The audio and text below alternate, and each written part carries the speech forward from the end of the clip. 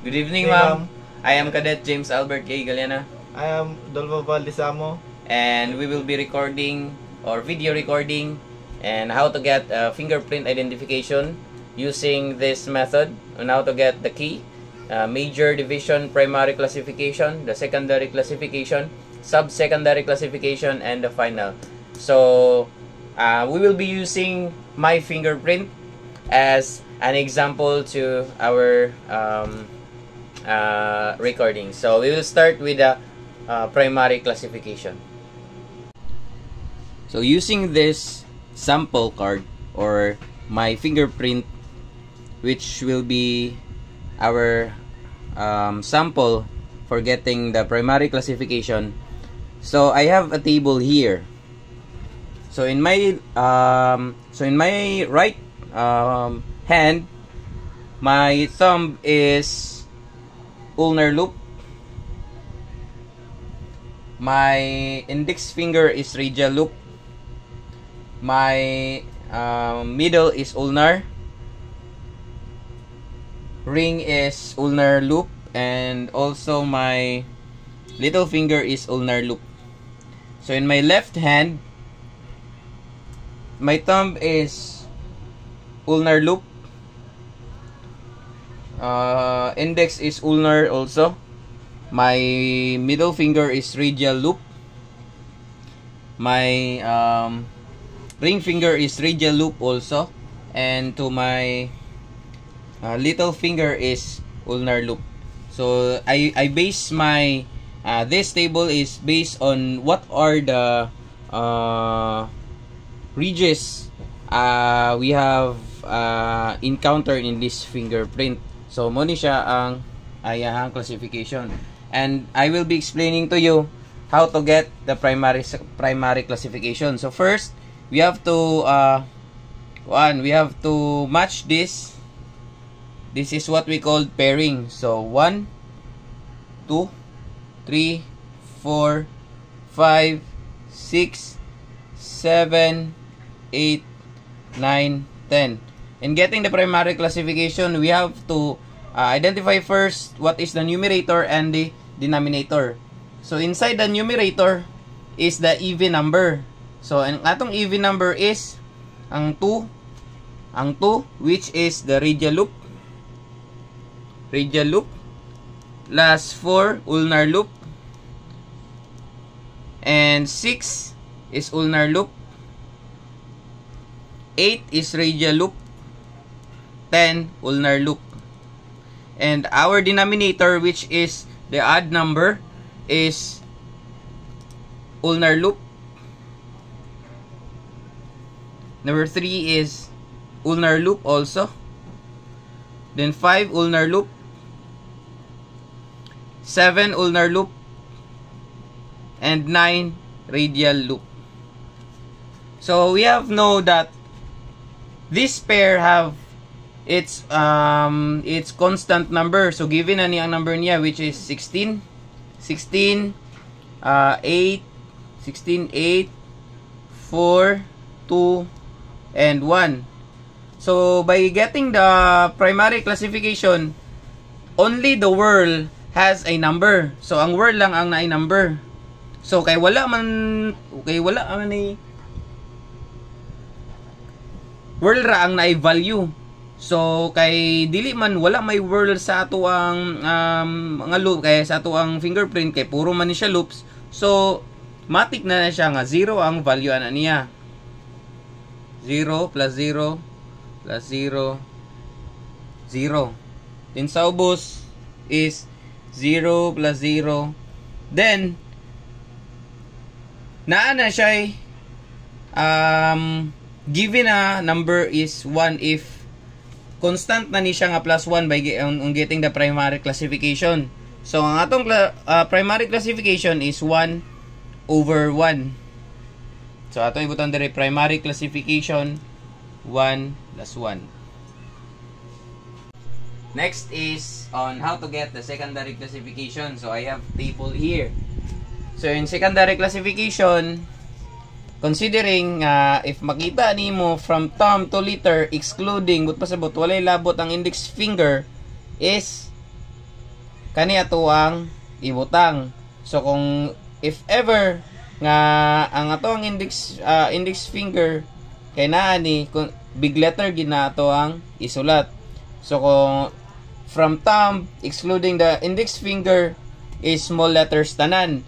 If makita nimo ang radial and ulnar loop sa thumb, middle, ring, and sa little is dash lang ang atuang ibutang. So diretso na ta kay loops man natong ipangita. So dire sa atuang index finger is radial loop ang atuang right sa index finger. So radial loop, big letter. Tapos ulnar loop sa ubos kay naka-indicate man siya. So sa pagkuha sa iyaha, dash na rin atong basihan. So nara akong sample dire. If sa left ang atuang gamiton nga finger, kani siya nga dash diya nakapadulong is ulnar, then kani siya nga dash is radial. Sa right natong hand, kani siya nga dash is radial, then kani siya nga dash is sa ulnar. So if atong gipangita diri sa atong thumb, right hand is ulnar, so kani siya nga dash ulnar. Then sa atuang middle, ulnar gyapon, ulnar, and ulnar. So muna siya nga dash. Sa atong left hand, dili ta magbase. So atong ipangita is ulnar. So sa atong left is mo ni ang ulnar. Ulnar. Then sa atong middle is radial.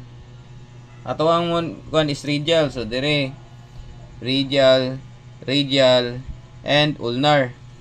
So by getting this, matik nga i-down lang nato ang R ug U, tapos ang pagkuha ni sa ila is atong gipangita is ang RAT, which is the radial plane arch and the tented arch.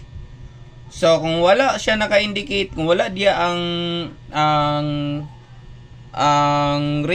radial pareha ni nga nay ulnar man ang atuwa, so matik dash ra natong ibutang. So ulnar is dash, diba? So sa atuang right is dash lang yapon, dash. Sa atuang left hand naman tay radial, so matik na siya nga butang tag R nya kay duha man ni sila ka radial, so 2R.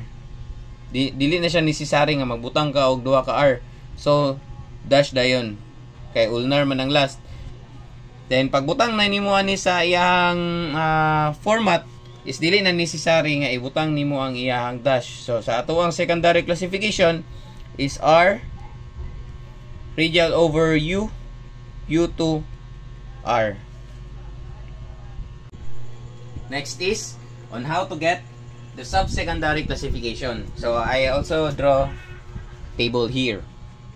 So in our ridge counting, at the right hand, my thumb counts 18, my index is 13, my middle finger is 17, the ring finger is 15, and the right little finger is 10, and my left finger, thumb finger, is 15, and my index finger is 14, middle 15, ring finger 16, and my little finger is 11. So in getting the subsecondary classification, the only part which have the most important basis, or the most important part of computation is the index, the middle finger, and the ring finger. By getting it, we will identify na to either kay ulnar ay kay loops man siya, so inner or outer. Dili pareha sa word nga ang meeting inner, outer ug meeting. So sa loops is inner lang og outer. So sa ato ang index finger, ang atuang inner is 1 to 9. Sa atong index finger is 1 to 9. So kay 13 man siya, 1 to 9 inner, 10 or more outer sa atong index finger. So 13 is outer. ang ato ang middle finger 17. Sa atong middle finger is 1 to 10 and 11 or more, 1 to 10 inner, 11 or more outer. So 17 is outer. Sa ato ang ring finger 1 to 13 inner, 14 or more outer. So 15 is outer. Same as sa ato ang left hand, 1 to 9 inner. So kay 14 man siya, 10 or more outer para sa ato ang index finger. Para sa atong middle finger, same lang gyapon. 1 to 10 is inner, 11 or more is outer. So 15 man outer. Then 16, outer gyapon siya. Kay 1 to 13 inner, so 14 or more outer. So outer. Mo na siya atong ibutang sa ato ang subsecondary. Ato ang right hand is outer, outer, outer. Atong left hand index outer, ato ang middle outer, ang ato ang ring finger is outer.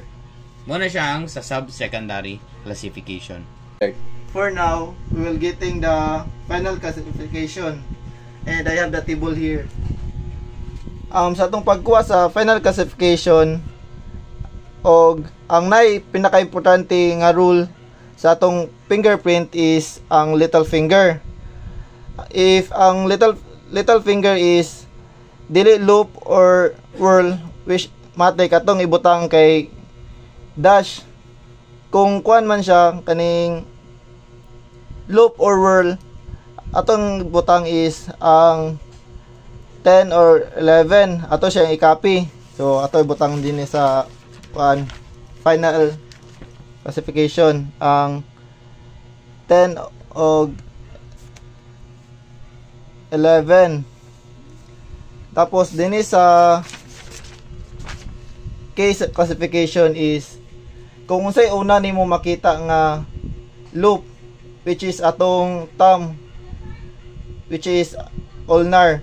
So atong kita din kay 18. So matik atong kopyaon ng 18. Ibutan nato sa K classification, which is din 18. For now, we will getting the major division, and I have the table here. And unlike sa final classification, ang important rule is the little finger. Unless sa major division, ang important rule is the thumb, which is kani. Ato pong gamiton na sample is kaning left thumb nato, which is kaning 15. If atong 15 kay kuan, if atong left thumb is 1 to 16, which is atong gamiton kaning table 1. If 1 to 17 or more, atong gamiton kay table 2. Abi atong kuan kay 15 man, so matik atong gamiton table 1. Dayon atong right thumb is 18. So atong gamiton na ni kay kaning 17 or more, which is large. So buta ato din large. Tapos kani kay atong left thumb, which is 15. So dinhi kay 12 or 16, which is kaning medium. So matik ato butang din medium. Ato butang din sa major division is large o medium. And for now, this is the final result. Ang K is 18. Major division is large and medium. Primary classification is 1-1. Secondary classification is R, U, 2R. Ang sub-secondary is all outer. Tapos ang final is 10 and 11. And that ends our video recording presentation about how to get fingerprint identification.